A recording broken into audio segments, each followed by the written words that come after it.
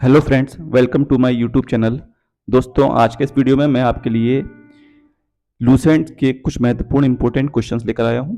दोस्तों, ये GK one liners हैं और इसमें दोस्तों हम 1000 लूसेंट से संबंधित कुछ इंपॉर्टेंट क्वेश्चंस देखने वाले हैं। दोस्तों, 1000 क्वेश्चंस जो हैं वो जीके से रिलेटेड हैं और ये आपको दोस्तों एक वीडियो में नहीं मिलेंगे, कई सारे पार्ट्स में हम इसको बनाएंगे। ठीक है दोस्तों, बहुत ही महत्वपूर्ण प्रश्न है। आप किसी भी एक दिवसीय परीक्षा की तैयारी कर रहे हो या किसी अन्य परीक्षा की तैयारी कर रहे हो, ठीक है, एसएससी हो, रेलवे हो या पुलिस हो, उन सभी परीक्षाओं की दृष्टि को ध्यान में रखते हुए दोस्तों इसमें बहुत इंपॉर्टेंट क्वेश्चंस डाले गए हैं। दोस्तों, इसमें वन लाइनर्स दिए गए हैं, लेकिन हम आपको केवल वन लाइनर्स नहीं बल्कि कुछ अदर फैक्ट्स के बारे में भी इसमें आपको बताएंगे। तो चलिए दोस्तों, हम शुरू करते हैं हमारे आज के पहले प्रश्न से। दोस्तों, हमारा आज का पहला प्रश्न है, भगवान बुद्ध को ज्ञान की प्राप्ति कहाँ हुई थी? तो दोस्तों, भगवान बुद्ध को जो ज्ञान की प्राप्ति हुई है वो कहाँ हुई है? बोध गया में। ठीक है। अब दोस्तों, भगवान बुद्ध से संबंधित कुछ और हम फैक्ट्स जान लेते हैं। जैसे गौतम बुद्ध को दोस्तों हम क्या बोलते हैं? तो इनको दोस्तों लाइट ऑफ एशिया के नाम से जाना जाता है, यानी कि एशिया का ज्योति पुंज।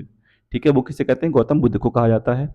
गौतम बुद्ध का दोस्तों जन्म कहाँ हुआ था? तो ये भी आपको याद रखना है। गौतम बुद्ध का जो जन्म हुआ था वो लुम्बिनी में हुआ था। ठीक है, और वर्तमान में लुम्बिनी दोस्तों यह नेपाल में स्थित है।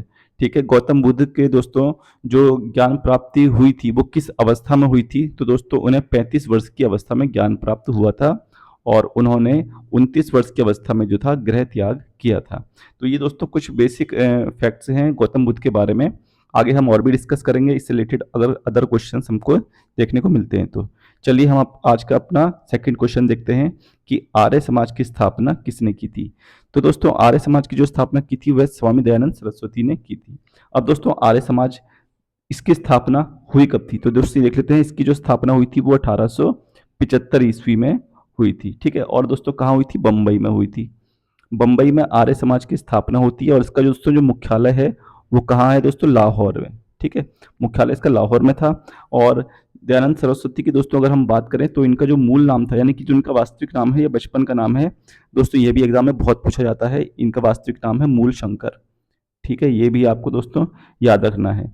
इन्होंने एक नारा दिया था दोस्तों, ये भी एग्जाम में पूछा जाता है, वेदों की ओर लौटो। दोस्तों, वेदों की ओर लौटो किसने कहा था? ये कहा था स्वामी दयानंद सरस्वती ने, और इनकी एक बहुत महत्वपूर्ण पुस्तक है जिसका नाम है सत्यार्थ प्रकाश। ये भी आपको याद रखना है। तो दोस्तों, ना हम केवल इसमें वन लाइनर्स देखेंगे बल्कि वन लाइनर से संबंधित कुछ अदर फैक्ट्स भी हैं, वो भी हम देखेंगे, ताकि आपको एक वन लाइनर से कम 5-6 क्वेश्चंस आपके बन जाएं। ठीक है, तो ये दोस्तों हमारा था सेकंड क्वेश्चन। अगला क्वेश्चन है, पंजाबी भाषा की लिपि कौन सी है? तो दोस्तों पंजाबी भाषा की जो लिपि है वह कौन सी है? गुरुमुखी। अब दोस्तों, गुरुमुखी लिपि का आविष्कार किसने किया था? ये भी हम याद रखते हैं, ये भी परीक्षा में पूछा जाता है। ठीक है, तो गुरुमुखी लिपि का जो आविष्कारक है दोस्तों वह कौन है? गुरु अंगद देव है। ठीक है दोस्तों, गुरु अंगद देव जो है वो सिख धर्म में दूसरे गुरु हैं। ठीक है, गुरु सिख धर्म में दोस्तों 10 हुए हैं और 10 गुरुओं में से जो दूसरे नंबर के गुरु हैं गुरु अंगद देव, इन्होंने गुरुमुखी लिपि का आविष्कार किया है। ठीक, चलिए दोस्तों अगला प्रश्न देखते हैं, भारत की मुख्य भूमि का दक्षिणतम किनारा कौन सा है? तो दोस्तों यह है कन्याकुमारी। अब दोस्तों बात कन्याकुमारी की करते हैं, तो कन्याकुमारी है कहाँ पर? ठीक है दोस्तों, यह स्थित है दोस्तों तमिलनाडु में। कहाँ स्थित है दोस्तों? तमिलनाडु में। ये भारत की मुख्य भूमि का दक्षिणतम बिंदु है। ठीक है, और इसको दोस्तों एक और नाम से जानते हैं हम, केप कोमोरिन के नाम से भी जानते हैं। ये भी आपको याद रखना है, केप कोमोरिन भी इसी को कहा जाता है। ठीक है, इसके अलावा दोस्तों अगर मैं बात करूं भारत का सबसे पूर्वी बिंदु, तो दोस्तों वह है किबिथु। कौन सा है दोस्तों? वह किबिथु है। और किबिथु दोस्तों कहाँ पर है? यह है अरुणाचल प्रदेश में है। ये भारत का सबसे पूर्वी बिंदु है। दोस्तों पश्चिमी बिंदु की बात करें तो दोस्तों वह है गुहार मोती। ठीक है, और यह पश्चिमी बिंदु जो है दोस्तों यह कहाँ पर है? गुजरात में है। ये भी आपको याद रखना है। सबसे उत्तरी बिंदु की दोस्तों अगर मैं बात करूं तो वह है इंदिरा कॉल। ठीक है, और इंदिरा कॉल दोस्तों ये कहाँ है? लद्दाख में है। ये भी आपको याद रखना है। अब बात करते हैं सबसे दक्षिणी की, तो वो हम पढ़ चुके हैं, मुख्य भूमिका दक्षिणी कन्याकुमारी है। लेकिन अगर भारत के दक्षिणतम बिंदु की हम बात करें तो दोस्तों वह इंदिरा पॉइंट है। ठीक है, ये भी आपको याद रखना है। सबसे दक्षिणतम बिंदु भारत का इंदिरा पॉइंट है। और दोस्तों यह कहाँ पर है? तो यह ग्रेट निकोबार द्वीप पर स्थित है। ठीक, चलिए दोस्तों अगला प्रश्न देखते हैं, भारत में सबसे पहले सूर्य किस राज्य में निकलता है? तो दोस्तों सबसे पहले जो सूर्य होता है, उदय होता है, वह हमारा अरुणाचल प्रदेश में होता है। अरुणाचल प्रदेश की दोस्तों जो राजधानी है वह भी आपको याद रखनी है। अरुणाचल प्रदेश की राजधानी ईटानगर है। ठीक है, और यह हमारा सबसे पूर्वी राज्य है। चलिए अगला प्रश्न देखते हैं। इंसुलिन का प्रयोग किस बीमारी के उपचार में होता है? तो दोस्तों इंसुलिन जो बीमारी है, सॉरी, इंसुलिन का जो प्रयोग है वह मधुमेह के, ठीक है, इसी को हम दोस्तों डायबिटीज भी बोलते हैं और इसी को शुगर भी बोला जाता है। इसके उपचार में किया जाता है। अब दोस्तों इंसुलिन से एक प्रश्न और एग्जाम में पूछा जाता है कि इंसुलिन की खोज किसने की थी? तो इंसुलिन की दोस्तों जो खोज की थी वह की थी एफ बेंटिंग ने। यह भी आपको याद रखना है, एफ बेंटिंग ने इंसुलिन की खोज की थी। ठीक, अगला प्रश्न है दोस्तों, बिहू किस राज्य का प्रसिद्ध त्योहार है? तो दोस्तों बिहू जो त्योहार है वह किसका है? आसाम का। ठीक है, बिहू किस राज्य का त्योहार है? आसाम का। आसाम की दोस्तों जो राजधानी है वह दिसपुर है। आसाम की राजधानी दिसपुर है। ठीक, चलिए इसके अलावा दोस्तों और भी हम त्योहार पढ़ेंगे। ठीक है, जैसे पोंगल है, पोंगल तमिलनाडु का है, ये भी आपको याद रखना है। पोंगल कहाँ का है दोस्तों? तमिलनाडु का है। ठीक है, और कौन सा त्योहार है दोस्तों? तो जैसे आपके उत्तराखंड का प्रमुख त्योहार है, ठीक है, हरेला। हरेला कहाँ का है दोस्तों? उत्तराखंड का है, ये भी आपको याद रखना है। हरेली अगर दोस्तों पूछेगा आपसे कहाँ का है, तो हरेली दोस्तों जो है वो छत्तीसगढ़ का है। ठीक है, छत्तीसगढ़ का त्योहार है, ये भी आपको याद रखने हैं। अगला प्रश्न है, कौन सा विटामिन आंवले में प्रचुर मात्रा में मिलता है? तो दोस्तों आंवले में जो सबसे ज़्यादा मात्रा में मिलता है वह मिलता है विटामिन सी। ठीक है, अब दोस्तों विटामिन सी को हम क्या बोलते हैं दोस्तों? उसको जो रासायनिक नाम है वो एस्कॉर्बिक अम्ल है। ठीक है, ये भी आपको याद रखना है, एस्कॉर्बिक अम्ल है। विटामिन सी की कमी से कौन सा रोग हो जाता है? तो दोस्तों वह हो जाता है स्कर्वी। ये भी आपको याद रखना है। इसके अलावा अगर मैं विटामिन ए की बात करूं दोस्तों, तो विटामिन ए को हम रेटिनॉल बोलते हैं। ठीक है, क्या बोलते हैं? रेटिनॉल बोलते हैं, और इसकी कमी से रतौंधी हो जाता है। विटामिन बी1 को दोस्तों हम थायमीन बोलते हैं, और इसकी कमी से बेरी बेरी रोग हो जाता है। ठीक है, सी को हम एस्कॉर्बिक अम्ल या सिट्रिक अम्ल बोलते हैं, और इसकी कमी से स्कर्वी रोग हो जाता है। डी को दोस्तों हम क्या बोलते हैं? विटामिन डी को दोस्तों हम बोलते हैं कैल्सीफेरोल, कैल्सीफेरोल, हाँ, कैल्सीफेरोल बोलते हैं, और इसकी कमी से दोस्तों रिकेट्स हो जाता है। ठीक है, क्या हो जाता है? रिकेट्स। ठीक, तो ये कुछ नाम है। चलिए आगे देखते हैं अगला। भारत का प्रथम गवर्नर जनरल कौन था? तो दोस्तों भारत का जो पहला गवर्नर जनरल था वो था विलियम बेंटिक। अगर दोस्तों पूछता है बंगाल का पहला गवर्नर कौन था, तो बंगाल का पहला गवर्नर था रॉबर्ट क्लाइव। ठीक है दोस्तों, ये भी आपको याद रखना है, रॉबर्ट क्लाइव बंगाल का पहला गवर्नर है। ठीक है, पहला गवर्नर जनरल कौन बना दोस्तों बंगाल का? तो वह बना वॉरेन हेस्टिंग्स। ये भी आपको याद रखना है, वॉरेन हेस्टिंग्स। ठीक है, इसके अलावा दोस्तों अगर पूछेगा भारत का प्रथम वायसराय कौन है, तो वह है कैनिंग। लॉर्ड कैनिंग जो है वो प्रथम वायसराय हैं भारत के। ठीक है, ये भी आपको याद रखना है। चलिए अगला प्रश्न देखते हैं, क्वेश्चन नंबर 10 है, कागज का आविष्कार किस देश में हुआ है? तो दोस्तों कागज का जो आविष्कार हुआ है वो चीन में हुआ है। चीन की दोस्तों जो राजधानी है वो क्या है? बीजिंग है, ये भी आपको याद रखनी है। ठीक है, चीन की राजधानी बीजिंग है। ठीक है, चलिए अगला है, गौतम बुद्ध का बचपन का नाम क्या था? तो दोस्तों गौतम बुद्ध का बचपन का नाम क्या था? सिद्धार्थ। ठीक है, ये गौतम बुद्ध के बचपन का नाम है। गौतम बुद्ध दोस्तों किस कुल से संबंधित है? तो ये भी आपको याद रखना है, शाक्य कुल से संबंधित है। ठीक है, गौतम बुद्ध का दोस्तों जो गृह त्याग था, अभी मैंने बताया था आपको, 29 वर्ष की अवस्था में है, और जो इनको ज्ञान प्राप्ति होती है वह 35 वर्ष की अवस्था में है। ठीक है, और जो इनको ज्ञान प्राप्ति होती है दोस्तों उसको हम धर्म चक्र प्रवर्तन के नाम से जानते हैं, ये भी आपको पता होना चाहिए, धर्म चक्र प्रवर्तन। ठीक, चलिए अगला प्रश्न देखते हैं, भारत में सशस्त्र बलों का सर्वोच्च सेनापति कौन होता है? तो दोस्तों सर्वोच्च सेना का जो सेनापति होता है, ठीक है, सर्वोच्च सेनापति जो होता है वो होता है राष्ट्रपति। राष्ट्रपति के बारे में भारत के किस अनुच्छेद में वर्णित है? तो दोस्तों यह अनुच्छेद है 52। 52 में यह बताया गया है कि भारत का एक राष्ट्रपति होगा। अनुच्छेद 53 में यह बताया गया है, राष्ट्रपति की कार्यपालिका शक्तियों के बारे में बताया गया है, जो उसकी एग्जीक्यूटिव पावर्स हैं। ठीक है, इसके अलावा और भी कई सारी चीजें हैं। राष्ट्रपति को अगर हमें उसको पद से हटाना हो तो हम किस तरीके से हटा सकते हैं दोस्तों? महाभियोग लगाकर। ठीक है, महाभियोग लगाकर हम राष्ट्रपति को उसके पद से हटा सकते हैं। राष्ट्रपति का पद हमने किस देश के संविधान से लिया है? तो दोस्तों वह हमने लिया है अमेरिका के संविधान से। ठीक है, चलिए अगला प्रश्न देखते हैं। रतौंधी किस विटामिन की कमी से होता है? दोस्तों अभी बताया था विटामिन ए की कमी से रतौंधी होता है। बी की कमी से दोस्तों क्या हो जाता है? Beriberi. ठीक है, बेरी बेरी होता है। और सी की कमी से दोस्तों क्या हो जाता है? स्कर्वी हो जाता है। ठीक है, डी की कमी से क्या हो जाता है? रिकेट्स हो जाता है। ये आपको याद रखना है। चलिए अगला है, पोंगल किस राज्य का त्योहार है? तो दोस्तों पोंगल जो त्योहार है वो कहाँ का है? तमिलनाडु का है। ठीक है, पोंगल कहाँ का है? तमिलनाडु का है। गिद्धा और भांगड़ा किस राज्य के लोक नृत्य हैं? तो दोस्तों लोक नृत्य पूछा है, गिद्ध और भांगड़ा दोस्तों पंजाब के लोक नृत्य हैं। ठीक है, और इसके अलावा दोस्तों कुछ और लोक नृत्य हैं, जैसे कालबेलिया एग्जाम में पूछ लेता है। कालबेलिया कहाँ का है? तो दोस्तों यह है राजस्थान का, ये भी आपको याद रखना है। ठीक है, रऊफ नाच दोस्तों अक्सर पूछ लेता है, ये जम्मू कश्मीर का है। ठीक है, रऊफ। गरबा पूछता है दोस्तों, गरबा कहाँ का है? तो गरबा जो है वो है गुजरात का प्रमुख लोक नृत्य है। ठीक है, तमाशा दोस्तों कहाँ का है? तो तमाशा दोस्तों महाराष्ट्र का है। ठीक है, तमाशा महाराष्ट्र का है।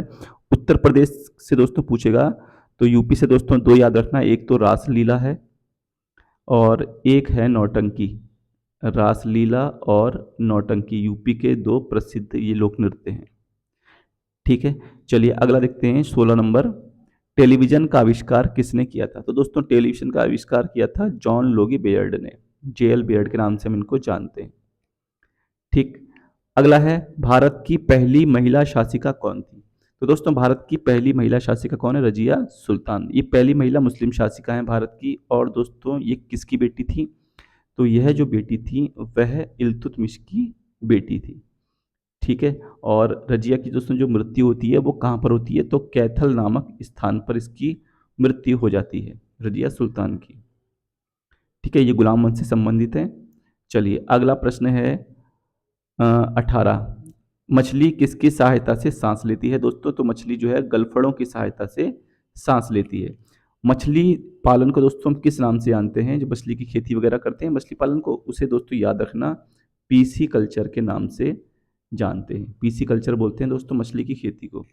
ठीक है, रेशम की खेती को दोस्तों हम क्या बोलते हैं? सेरी कल्चर। ये भी आपको याद रखना है, सेरी कल्चर। अगला प्रश्न है, इंकलाब जिंदाबाद का नारा किसने दिया था? तो दोस्तों इंकलाब जिंदाबाद का जो नारा दिए थे इसमें दो लोगों का महत्वपूर्ण नाम आता है। एक तो दोस्तों सबसे पहले नारा किसने दिया था? तो नारा जो दोस्तों ये दिया था हसरत मोहानी ने। ये आपको याद रखना है, हसरत मोहानी। अगर ऑप्शन में हसरत मोहानी दिया हुआ है तो आप इसी पे टिक लगाएंगे। ठीक है, लेकिन दोस्तों भगत सिंह ने इस नारे को फेमस बनाया था। ठीक है, तो अगर ऑप्शन में भगत सिंह है और हसरत मोहानी नहीं है तो आप भगत सिंह को ही ठीक है राइट मार्क के आएंगे। ये इसका सही आंसर हो जाएगा। अगला प्रश्न है, जलियांवाला बाग हत्याकांड कब और कहाँ हुआ था? तो दोस्तों जलियांवाला बाग हत्याकांड होता है 13 अप्रैल 1919 को। ठीक है, अमृतसर में। और दोस्तों इसमें क्या करता है, जनरल सैंडर्स जो होता है वो निर्दोष लोगों पर गोली चलाने के आदेश दे देता है और इसमें कई सैकड़ों लोग मारे जाते हैं। ठीक है, तो ये कहाँ हुआ था, कब हुआ था दोस्तों? 1919 ईस्वी में। अगला है क्वेश्चन नंबर 21 है, 1939 ईस्वी में कांग्रेस छोड़ने के बाद सुभाष चंद्र बोस ने किस दल की स्थापना की थी? तो दोस्तों सुभाष चंद्र बोस ने किसकी स्थापना की थी? 1939 में फॉरवर्ड ब्लॉक की।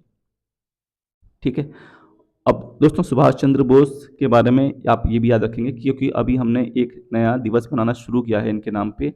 23 जनवरी को प्रत्येक वर्ष इनके नाम पर ही दोस्तों पराक्रम दिवस के रूप में मनाया जाता है। ठीक है, ये भी आपको याद रखना है, पराक्रम दिवस सुभाष चंद्र बोस के जन्म दिन के रूप में मनाते हैं। इनका जन्म दोस्तों कहाँ हुआ था ये भी आपको याद रखना है। इनका जन्म हुआ था कटक। और दोस्तों कटक कहाँ है? कटक है उड़ीसा में। ठीक है, ये कहाँ पर है? उड़ीसा में है, ये भी आपको याद रखना है। अगला प्रश्न है, पंजाब केसरी किसे कहा जाता है? पंजाब केसरी के नाम से दोस्तों जाने जाते हैं लाला लाजपत राय। ठीक है, सही ऑप्शन हो जाएगा लाला लाजपत राय। सैंडर्स की हत्या किसने की थी? तो दोस्तों सैंडर्स की हत्या किसने की थी? भगत सिंह ने। ठीक है, और इसी, ठीक है, हत्या के कारण 23 मार्च 1931, याद रखना डेट, 23 मार्च 1931 को कौन कौन? तो दोस्तों भगत सिंह, ठीक है, भगत सिंह, सुखदेव और राजगुरु, ठीक है, इन तीनों को फांसी की सजा सुना दी जाती है। ठीक है, भगत सिंह, सुखदेव और राजगुरु तीनों को 23 मार्च 1931 को, 23 मार्च को ही दोस्तों शहीदी दिवस के रूप में भी मनाते हैं। ठीक, अगला है 1857 के विद्रोह में किसने अपना बलिदान सबसे पहले दिया? तो दोस्तों 1857 का जो विद्रोह हुआ था भारत में, ठीक है, इसमें सबसे पहले जो बलिदान दिया वो किसने दिया है? मंगल पांडे ने दिया है। ठीक है, ये आपको याद रखना है। और मंगल पांडे दोस्तों जो भारत में, इनको सबसे पहला, ठीक है, जो आज़ादी की शुरुआत करने का श्रेय इन्हीं को जाता है, मंगल पांडे को। ठीक है, ये भी आपको याद रखना है।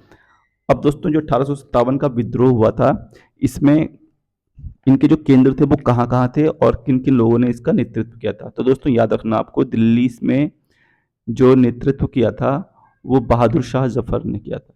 ठीक है, बहादुर शाह जफर ने किया था। लखनऊ से बेगम हजरत महल थी। ठीक है, कौन थी? बेगम हजरत महल। ठीक है, ये भी आपको याद रखना है। कानपुर से दोस्तों नाना साहब और तात्या टोपे थे। झांसी से, झांसी से याद रखना दोस्तों रानी लक्ष्मीबाई थी। ये आपको याद रखने हैं। इसके अलावा भी दोस्तों कई सारे लोग थे इसमें, जैसे इलाहाबाद से लियाकत अली थे। ठीक है, बिहार जगदीशपुर से दोस्तों वीर कुंवर सिंह और अमर सिंह थे। बरेली से खान बहादुर खान थे।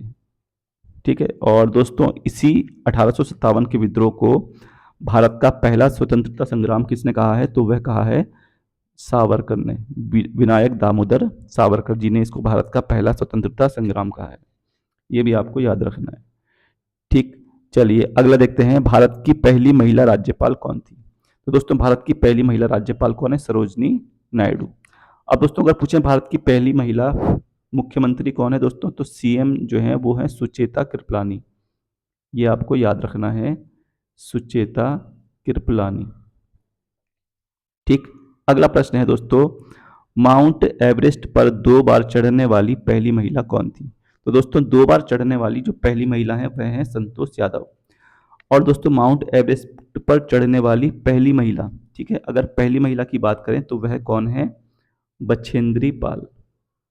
दोस्तों कौन है? बछेंद्री पाल। बछेंद्री पाल मूल रूप से उत्तराखंड की रहने वाली है। ठीक है, चलिए अगला प्रश्न है, ब्रह्म समाज की स्थापना किसके द्वारा की गई थी? तो दोस्तों ब्रह्म समाज की स्थापना की गई थी राजा राम मोहन राय के द्वारा। और ब्रह्म समाज की स्थापना दोस्तों कब की जाती है? 1828 में। ये भी आपको याद रखना है। किसके द्वारा की गई थी दोस्तों? राजा राम मोहन राय के द्वारा। अब राजा राम मोहन राय के दोस्तों कुछ समाचार पत्र भी हैं, वो भी आप याद रख लेंगे तो बढ़िया रहेगा। ठीक है, जैसे इनके समाचार पत्र है राजा राम मोहन राय का, संवाद कौमुदी। ठीक है दोस्तों, याद रखना, संवाद कौमुदी ये राजा राम मोहन राय का है। और मिरात उल अखबार, ये भी इन्हीं का अखबार है। ठीक है, मिरात उल अखबार, परीक्षाओं में अक्सर ये पूछा जाता है। चलिए आगे देखते हैं अगला, स्वामी दयानंद सरस्वती का मूल नाम क्या था? ये हम दोस्तों पीछे पढ़ चुके हैं, मूल शंकर इनका मूल नाम था। ठीक है, और इसके बारे में हमने कुछ बातें और पढ़ी थी। आर्य समाज की इन्होंने स्थापना की थी 1875 में बंबई में। मुख्यालय कहाँ था? लाहौर में था। ठीक है, और इन्होंने एक नारा दिया था, वेदों की ओर लौटो, और इनकी प्रमुख पुस्तक थी दोस्तों सत्यार्थ प्रकाश। ये भी आपको याद रखना, बहुत महत्वपूर्ण पुस्तक है सत्यार्थ प्रकाश। चलिए अगला है, फिर आ गया दोस्तों ये प्रश्न, वेदों की ओर लौटो का नारा किसने दिया था? वेदों की ओर लौटो का नारा दिया था दयानंद सरस्वती ने। रामकृष्ण मिशन की स्थापना किसने की थी? तो दोस्तों यह किसने की है? स्वामी विवेकानंद ने की है। अब दोस्तों कब की है इसकी स्थापना? तो इसकी स्थापना होती है 1897 में, रामकृष्ण मिशन की। ठीक है, और दोस्तों ये भी आपको याद रखना है, इससे पहले 1893 में जो स्वामी विवेकानंद हैं, ये अमेरिका के शिकागो शहर में विश्व धर्म सम्मेलन में भाग लेने गए थे। ठीक है, ये भी आपको याद रखना, एग्जाम में कई बार पूछा जाता है। कब गए थे? तो 1893 में गए थे। ठीक है, शिकागो गए थे। और इनका जो बचपन का नाम है दोस्तों वो भी एग्जाम में पूछा जाता है, नरेंद्र नाथ दत्त। नरेंद्र नाथ दत्त इनका बचपन का नाम है। अगला प्रश्न है, वास्को डिगामा भारत कब आया था? तो दोस्तों वास्को डिगामा भारत आता है 1498 ईस्वी में। ठीक है, कब आता है दोस्तों? 1498 ईस्वी में वास्को डिगामा भारत आता है। अब दोस्तों वास्को डिगामा कहाँ का रहने वाला था, ये अगला है। तो दोस्तों वास्को डिगामा रहने वाला था पुर्तगाल का। ठीक है, कहाँ का रहने वाला था दोस्तों? पुर्तगाल का। अब पुर्तगाल की दोस्तों राजधानी कहाँ है? तो पुर्तगाल की जो राजधानी है वह है लिस्बन। यह भी आपको याद रखना है। और भारत आने वाले सबसे पहले दोस्तों कौन थे? वो पुर्तगाली ही थे। याद रखना इसकी राजधानी, पुर्तगाल की राजधानी लिस्बन है। ठीक है, ये जो वास्को डिगामा आया था दोस्तों, ये 1498 में भारत में कहाँ पहुंचा था? तो ये दोस्तों कालीकट पहुंचा था। ये भी आपको याद रखना है। और कालीकट में इसका स्वागत किसने किया था? राजा जमोरिन ने किया था। ठीक है, इसने इसका स्वागत किया था। ठीक है, और पुर्तगालियों ने अपनी जो सबसे पहली फैक्ट्री लगाई थी दोस्तों, वो कब लगाई थी? 1503 में। और ये कहाँ लगी थी दोस्तों? कोचीन में लगी थी। ठीक है, कोची या कोचीन में लगी थी। ये भी आपको याद रखना है। ठीक, और एक पुर्तगाली दोस्तों आपको और याद रखना है, फ्रांसिस्को डी अल्मीडा। ये एग्जाम में अक्सर पूछा जाता है, फ्रांसिस्को डी अल्मीडा। दोस्तों ये वही व्यक्ति है जो कि अपनी ब्लू वाटर पॉलिसी के लिए फेमस था। ठीक है, नीला जल नीति, नीला जल नीति या ब्लू वाटर पॉलिसी इसके लिए फेमस है। ठीक है, चलिए अगला प्रश्न देखते हैं, हवा महल कहाँ स्थित है? तो दोस्तों हवा महल स्थित है जयपुर में। ठीक है, और जयपुर के संस्थापक दोस्तों कौन है? तो जयपुर के संस्थापक लिख लेना, ये हैं सवाई राजा जय सिंह। इन्हीं के नाम पे जयपुर पड़ा है।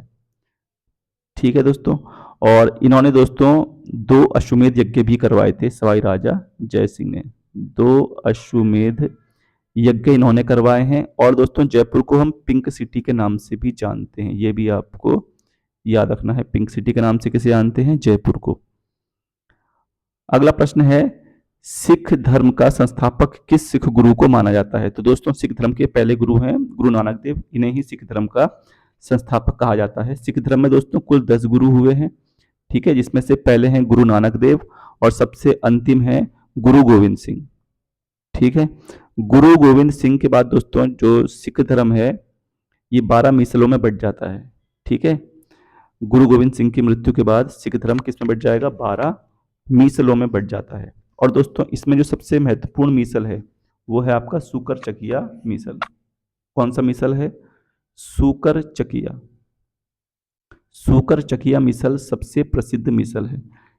ठीक है, और इसकी जो स्थापना की थी दोस्तों, या ये समझ लें कि इसके जो मेन शासक हैं वो कौन है दोस्तों? रणजीत सिंह है। ठीक है, कौन है दोस्तों? रणजीत सिंह है। ये भी आपको याद रखना है। जो आज का पंजाब है दोस्तों, आधुनिक पंजाब, इसके निर्माण का श्रेय सूकर चकिया मिसल को ही दिया जाता है। ठीक, चलिए अगला प्रश्न देखना, सिखों का प्रमुख त्योहार कौन सा है? तो देखो सिखों का प्रमुख त्योहार कौन सा है? बैसाखी है। लौह पुरुष किस महापुरुष को कहा जाता है? तो दोस्तों यह कहा जाता है सरदार पटेल को। सरदार पटेल की दोस्तों मूर्ति है विश्व की सबसे ऊंची, जो कि अहमदाबाद में स्थित है, गुजरात के। ठीक है, और इस मूर्ति को हम किस नाम से जानते हैं? तो इसको हम जानते हैं स्टेचू ऑफ यूनिटी। ये भी आपको याद रखना है, स्टेचू ऑफ यूनिटी के नाम से। नेताजी किस महापुरुष को कहा जाता है? दोस्तों ये सुभाष चंद्र बोस को कहा जाता है। ठीक है, नेताजी। अगला है, दिल्ली स्थित लाल बहादुर शास्त्री की समाधि का क्या नाम है? दोस्तों लाल बहादुर की समाधि स्थल का नाम है विजय घाट।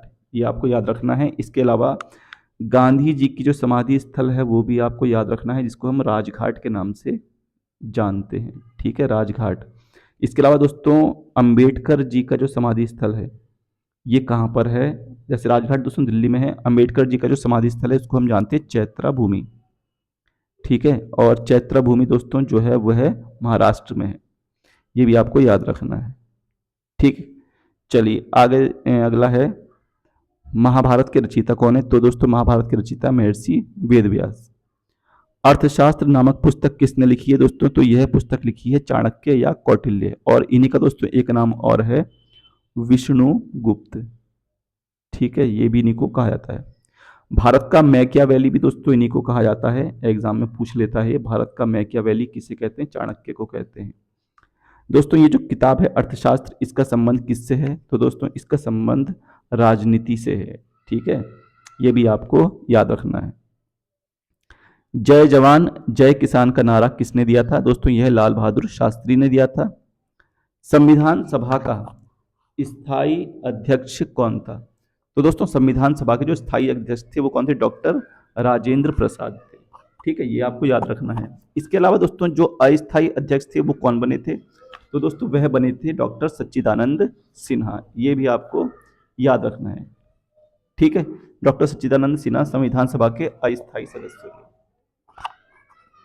अगला है संविधान सभा की प्रारूप समिति के अध्यक्ष कौन थे? दोस्तों प्रारूप समिति के अध्यक्ष थे डॉक्टर भीमराव अंबेडकर।